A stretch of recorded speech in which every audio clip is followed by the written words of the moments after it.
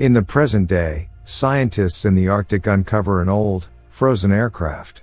In March 1942, Nazi Lieutenant General Johann Schmidt and his men steal a mysterious relic called the Tesseract, which possesses untold godly powers, from the town of Tønsberg in German-occupied Norway.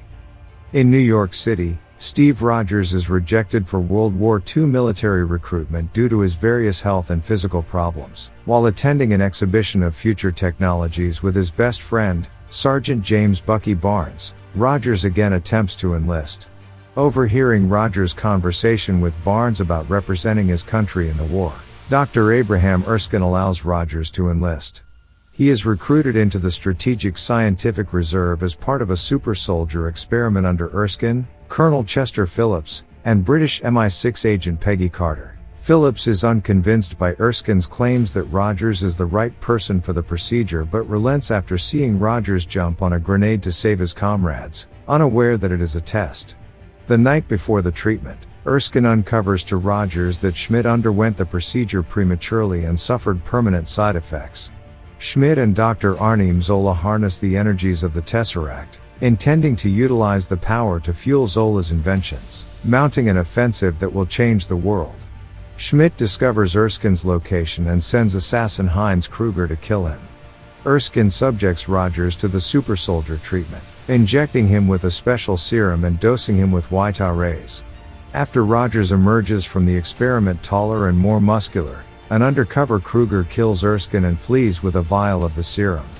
Rogers pursues and captures Kruger, but the assassin avoids interrogation by committing suicide with a cyanide capsule. With Erskine dead and his super soldier formula lost, U.S. Senator Brandt has Rogers tour the nation in a colorful costume as Captain America, to promote war bonds while scientists study him and attempt to reverse engineer the formula. In 1943, while on tour in Italy performing for active servicemen, Rogers learns that Barnes' unit was MIA in a battle against Schmidt's forces. Refusing to believe that Barnes is dead, Rogers has Carter and engineer Howard Stark fly him behind enemy lines to mount a solo rescue attempt. Rogers infiltrates the fortress of Schmidt's Hydra division, freeing Barnes and the other prisoners. Rogers confronts Schmidt, who removes a mask to reveal a red, skull-like visage that earned him the sobriquet the Red Skull. Schmidt escapes and Rogers returns to base with the freed soldiers.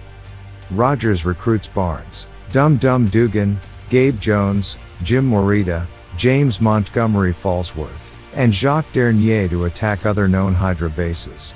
Stark outfits Rogers with advanced equipment, most notably a circular shield made of vibranium, a rare, nearly indestructible metal. Rogers and his team sabotage various Hydra operations, while he and Carter begin to fall in love. In 1945, the team assaults a train carrying Zola. Rogers and Jones succeed in capturing Zola, but Barnes falls from the train to his apparent death. Using information extracted from Zola, the final Hydra stronghold is located, and Rogers leads an attack to stop Schmidt from using weapons of mass destruction on major American cities. Rogers climbs aboard Schmidt's aircraft as it takes off. During the subsequent fight, the Tesseract's container is damaged. Schmidt physically handles the Tesseract, causing him to be sucked into a portal into space. The Tesseract burns through the plane and is lost in the ocean. Seeing no way to land the plane without the risk of detonating its weapons, Rogers radios Carter and says goodbye to her before crashing in the Arctic. Stark later recovers the Tesseract from the ocean floor but is unable to locate Rogers or the aircraft, presuming him dead. Rogers awakens in a 1940s-styled hospital room. Hearing a radio broadcast of a baseball game that he attended in 1941, Rogers grows suspicious, flees outside and finds himself in present-day Times Square, where S.H.I.E.L.D. director Nick Fury informs him that he has been asleep for nearly 70 years. In a post-credits scene, Fury approaches Rogers and proposes a mission with worldwide ramifications.